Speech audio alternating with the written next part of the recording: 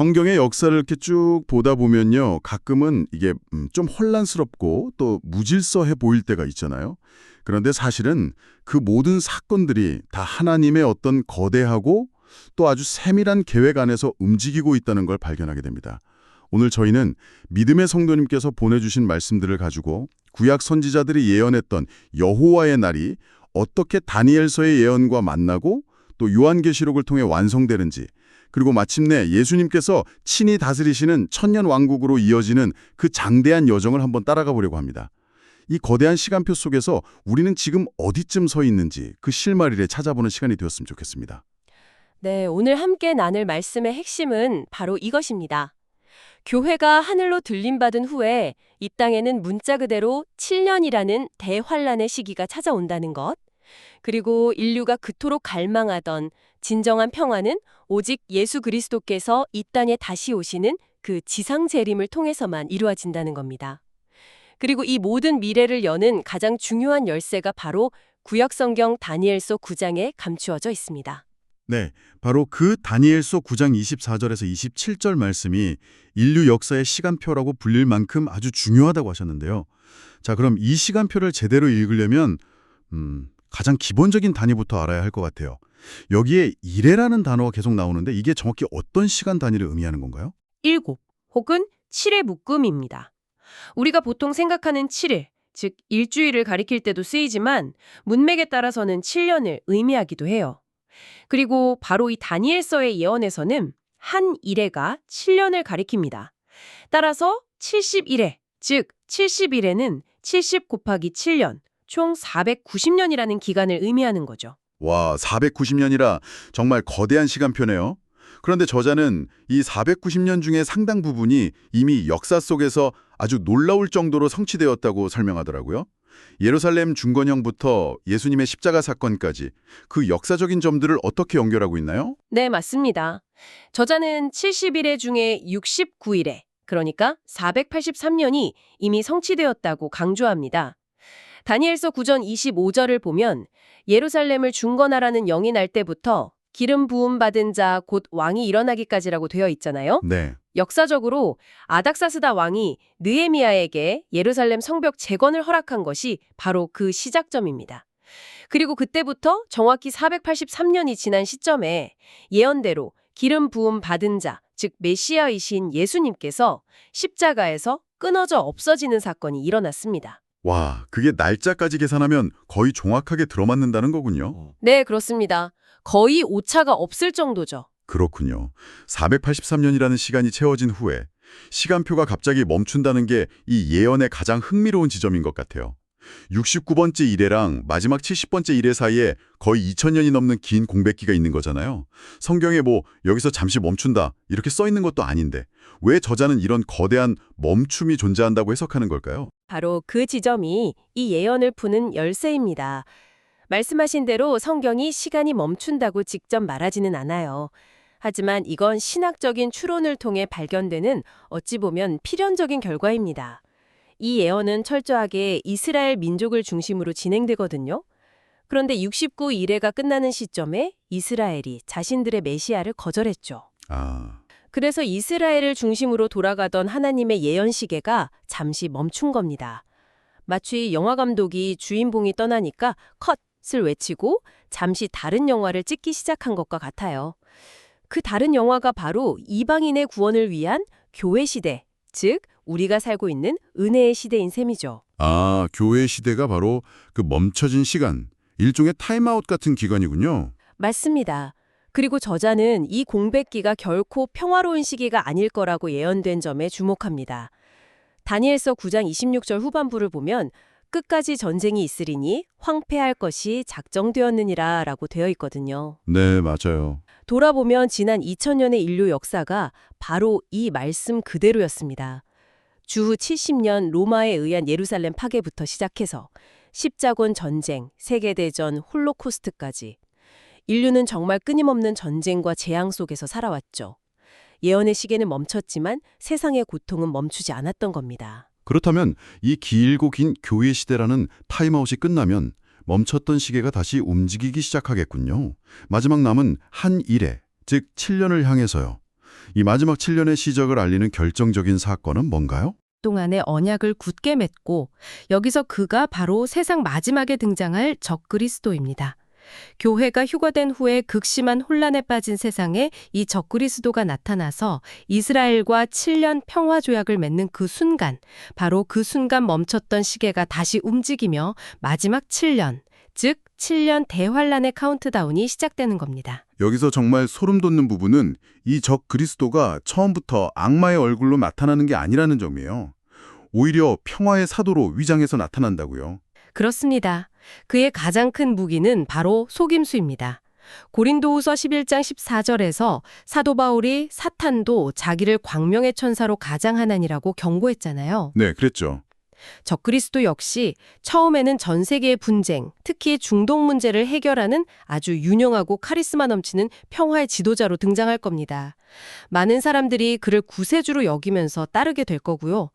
저자는 요한계시록 17장에 묘사된 음녀 바벨론의 모습이 역사적으로 특정 거대 종교 시스템과 유사하다는 점을 지적하면서 적그리스도가 아주 거룩해 보이는 종교적인 형태로 나타날 수 있음을 시사하기도 합니다. 평화조약으로 시작된 7년이 정확히 절반, 그러니까 3년 반이 지나는 시점에 그가 본색을 드러낸다고 하셨죠. 네, 정확히 그 이래의 절반의 가면을 벗어던집니다.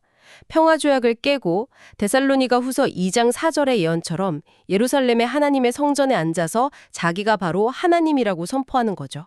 그리고 자신에게 경배하라고 강요하면서 이걸 거부하는 모든 사람들을 향한 인류 역사상 가장 끔찍한 핍박을 시작하게 됩니다. 이 끔찍한 7년의 이야기는 정말 상상만 해도 두려운데요.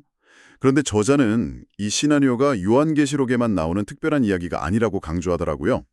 이미 수천 년 전 구약의 선지자들이 한 목소리로 경고했던 여호와의 날이 바로 이 시기를 가리킨다는 거죠.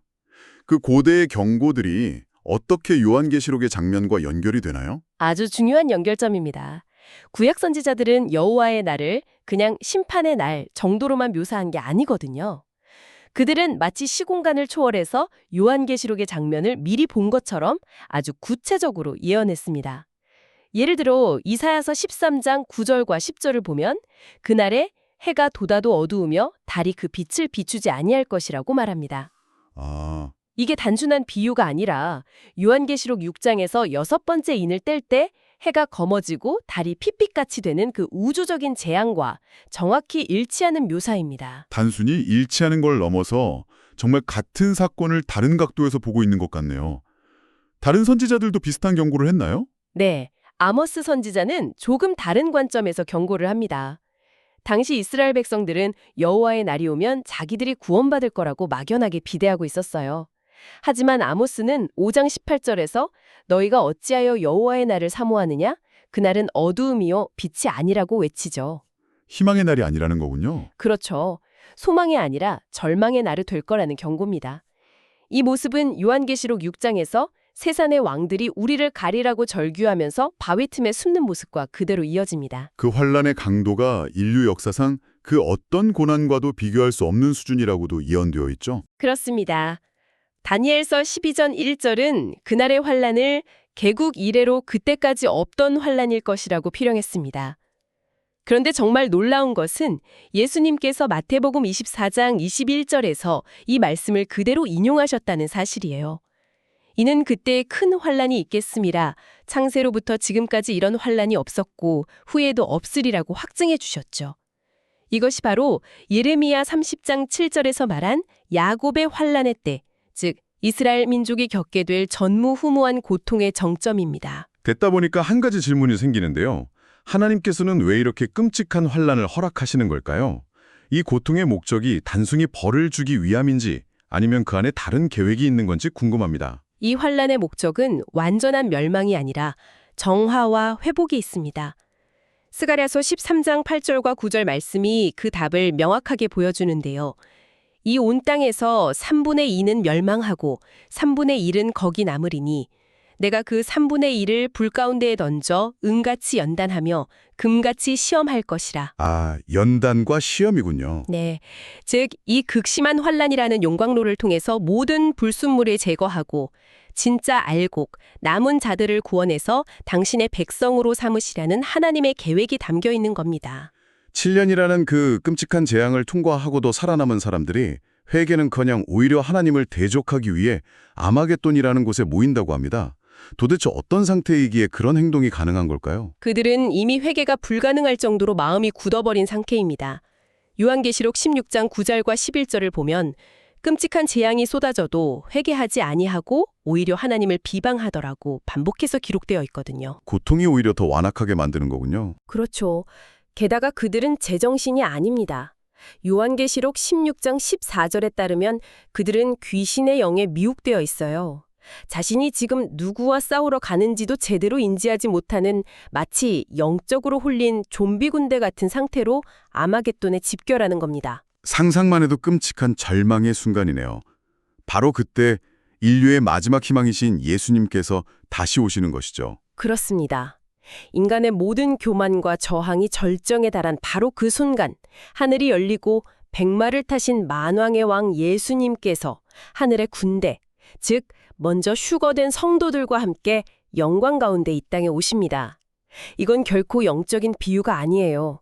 스가랴서 14장 4절은 그날에 그의 발이 예루살렘 앞 곧 동쪽 감람산에 서실 것이요 라고 그 장소까지 명확하게 예언하고 있습니다. 실제적인 지상재림이군요. 바로 그거죠. 흔히 아마겟돈 전쟁이라고 해서 거대한 전투를 상상하는데요. 저자는 이것이 전쟁이라기보다는 일방적인 심판에 가깝다고 말하는군요. 맞습니다. 전쟁이라는 단어는 사실 어울리지 않아요. 상대가 되지 않기 때문이죠. 예수님께서는 무기를 사용하실 필요도 없습니다. 이사야서 11장 4절의 예언, 그의 입술의 기운으로 악인을 죽일 것이며 라는 말씀 그대로입니다. 그분의 입에서 나오는 예리한 검으로 모든 대적을 심판하신다고 기록되어 있죠. 말씀 한마디로 모든 상황이 끝나는 거군요. 네, 일방적인 심판입니다. 그리고 바로 그 순간 재림하시는 예수님을 목격한 이스라엘 민족 전체가 스가랴 12장 10절의 말씀처럼 그들이 그 찌른 바 그를 바라보고 애통하며 민족적인 회개를 이루게 됩니다. 이 모든 심판과 어둠의 터널이 끝난 후에 하나님께서 이루고자 하시는 최종 목적지는 과연 무엇일까요? 이 땅에는 무엇이 기다리고 있나요? 바로 이 땅에 실제로 임할 하나님의 나라, 천년왕국입니다. 많은 분들이 천년왕국을 영적인 비유나 상징으로 생각하시지만 성경은 이 땅 위에서 문자 그대로 성취될 평화의 왕국에 대해 아주 구체적으로 묘사하고 있습니다. 그 왕국의 모습이 정말 궁금합니다. 구약의 선지자들은 이 땅에 이루어질 천년왕국을 어떻게 그리고 있나요? 아주 아름답고 평화로운 모습입니다. 먼저 죄로 인해 신음하던 자연계가 완전히 회복되어 이사야서 11장 6절에서 9절을 보면 이리가 어린 양과 함께 살고 표범이 어린 염소와 함께 누우며 어린아이가 독사굴에 손을 넣고 장난쳐도 해를 받지 않는 마치 에덴 동산 같은 모습이 회복됩니다. 자연뿐만 아니라 인간의 삶에도 큰 변화가 있겠군요. 그렇습니다. 인간의 수명이 획기적으로 늘어나요. 이사야 65장 20절에는 100세에 죽는 자를 젊은이라 하겠고 라는 표현이 나올 정도입니다. 환경이 역시 변해서 이사야 35장 말씀처럼 사막이 백합화같이 피고 광야에 샘이 넘치는 옥토로 바뀌고요. 그리고 무엇보다 중요한 것, 인류의 오랜 고통이었던 전쟁이 사라집니다. 미가서 4장 3절은 무리가 그 칼을 쳐서 보습을 만들고 다시는 전쟁을 연습하지 아니하리라고 예언합니다. 물리적인 평화뿐 아니라 영적인 회복도 함께 이루어지는 것이겠죠. 물론입니다. 그 모든 회복의 핵심은 영적인 충만함입니다. 하박국 2장 14절의 말씀처럼 물이 바다를 덮음같이 여호와를 아는 지식이 세상에 충만해지는 시대가 오는 거죠. 이 모든 것은 결국 에스겔서 48장 35절의 말씀 여호와 삼마, 즉 여호와께서 거기 계시다는 말씀의 완전한 성취인 것입니다. 왕이신 예수님께서 우리와 함께 이 땅에 거하시는 것, 그것이 천년왕국의 본질입니다. 오늘 저희는 다니엘서의 예언이라는 열쇠로 요한계시록의 문을 열고 7년대 환란이라는 고통의 터널을 지나 마침내 이 땅에 임할 영광스러운 천년왕국까지 함께 살펴보았습니다. 이 모든 역사가 하나님의 흔들림 없는 계획 안에 있다는 사실이 우리에게 큰 위로와 소망을 주는 것 같습니다. 마지막으로 믿음의 성도님께 한 가지 생각해 볼 거리를 드리고 싶습니다. 구약 선지자들이 그토록 생생하게 그렸던 천년왕국의 모습, 사자가 소처럼 풀을 뜯고 아이가 독사굴에 손을 넣는 그 구체적인 그림은 아주 중요한 사실을 말해줍니다.